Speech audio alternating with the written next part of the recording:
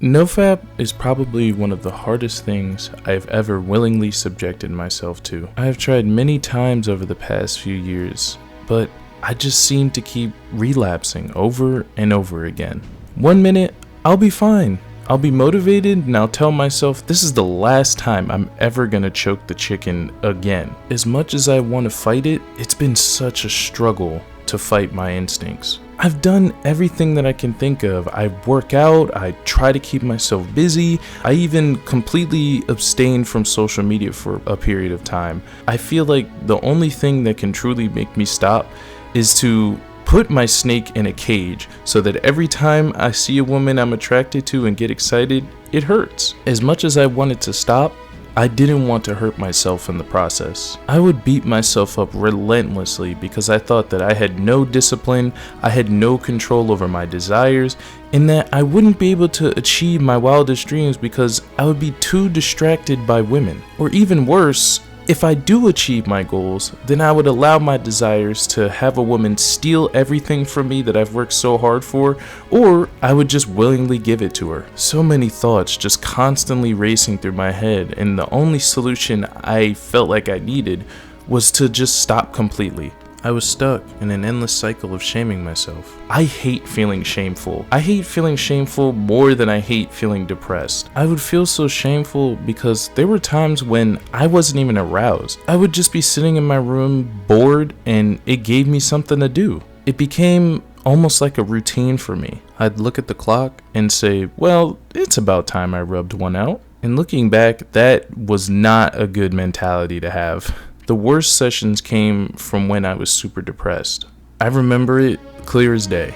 I would be sitting in my room, staring at the ceiling, mostly in complete dark, and sometimes almost cry about how lonely I was. I would long for a woman to just sit beside me and talk to me. Not even just to smash, just to have someone to hold at night. And the solution I found was to go and rub one out, because after I rubbed one out, though I still felt shameful, those feelings of longing for a woman would go away. It honestly sounds like a drug addiction, and I could see the argument made for it. And it was this revelation where I kind of hit rock bottom, and I made the decision to go and talk to someone about this. I didn't want to keep going on YouTube, I didn't want to keep going on Reddit, I wanted to talk to an actual person. Unfortunately for me, I had no one to talk to. I couldn't tell my mom, she'd be so worried for me. I couldn't tell my dad, I couldn't tell my sibling because they just wouldn't understand. So I went to the only person that I could trust that this would stay between us, my counselor at college. I remember walking in there and having so many emotions in my mind and not knowing how exactly to communicate them.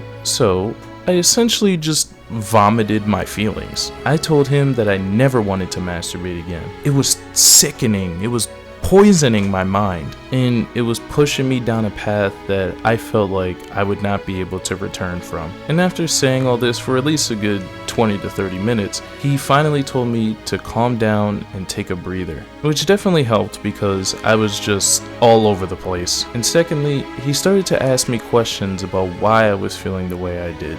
He said, you have good grades, you're currently working an internship right now, you're a good person. Why do you think that masturbating and pornography is having such a negative effect on you?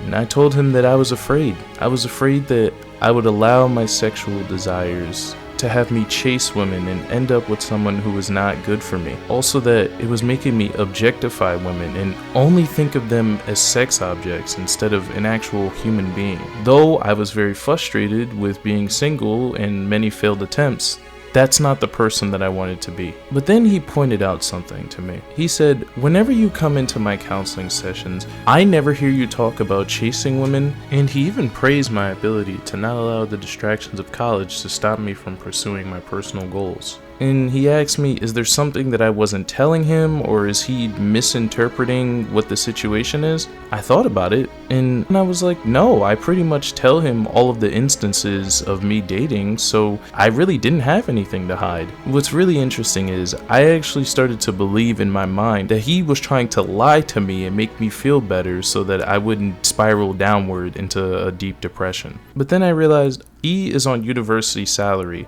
so whether or not we have sessions, he's still gonna get paid the same amount. He has no reason to lie to me. And so I started to ask myself, where are all these negative images of myself coming from? He just kept asking me questions and made me think about what I was saying. And eventually, I started to realize that masturbation and pornography was not affecting me as much as I thought it was. I was, and still am, a man with goals who is actively pursuing them. I saw myself as a man with principles, morals, and goals that I stood by. And though I still have a lot of growing to do, I was doing pretty well for myself. The session did not go the way I expected it to. I expected him to agree with me and help me find ways to combat this problem. But I left the session wondering if this was even a problem at all. Before our time was up, he brought up how scientifically it has been proven over and over again that masturbation is good. But if I feel like I have to stop completely, then it's up to me. He also said, I don't normally give advice, but try to stay off YouTube and Reddit so much. It seems to not be having a good effect on you. And well, that was that. The rest was on me to figure it out. It was his questions that led me down a path to realize, despite my masturbating to pornography, I was still very successful in my collegiate career. I was disciplined. I did have goals. And now that I've graduated, I can look back and say that I accomplished most of, if not all of the goals that I set for myself freshman year. I'm not an evil person. I have standards when it comes to dating. I take care of myself, and I always try to improve the lives of those who I interact with. All of the things that I thought NoFap would bring to me as a young man, I already had it. Everything else would just come with age. And so I started to ask myself, is NoFap really what I need to improve? Life isn't as black and white as you shouldn't do this or you shouldn't do that. Life is often in the gray.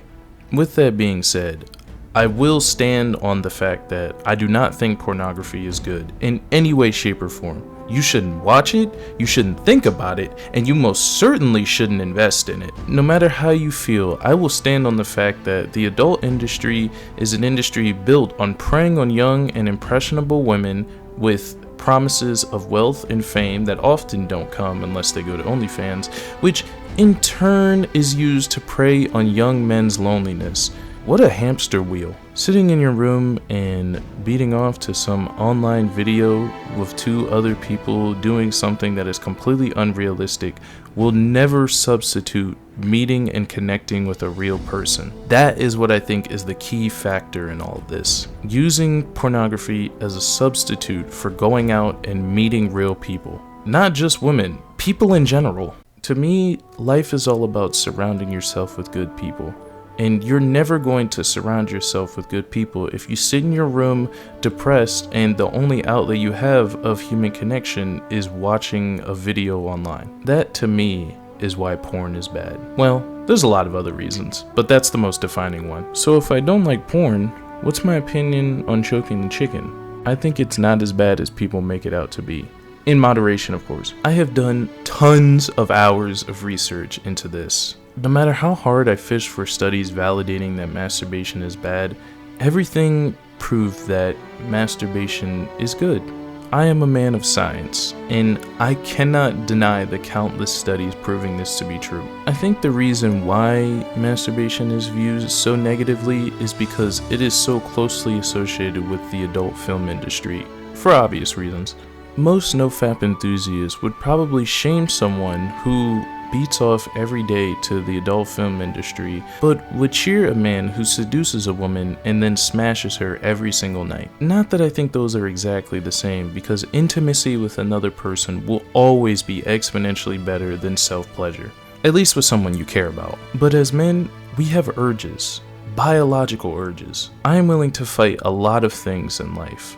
But one battle that I have just given up on is fighting my manly instincts. That is why I think it is good to do in moderation. As much as I would like to sit here and tell you all that having control of your urges will solve a lot of your problems, in my experience at least, having blue balls all the time is not good. I get so focused on trying to control my sexual urges that I neglect other things like my job or this channel. I know not everyone's gonna agree with me, but but I believe in a balance of ignoring your desires and turning that into a positive energy, but also sometimes handling those desires so that they aren't the only thing that you're thinking of all the time. I don't remember where I saw the quote, but a motto that I keep to myself is, if I am not excited enough to beat off without porn, then I am not as excited as I think I am. I've stood by this motto and it's worked for me. For you, that's your own journey to find, because one, that's fucking weird. I'm not here to make a JOI video, absolutely not.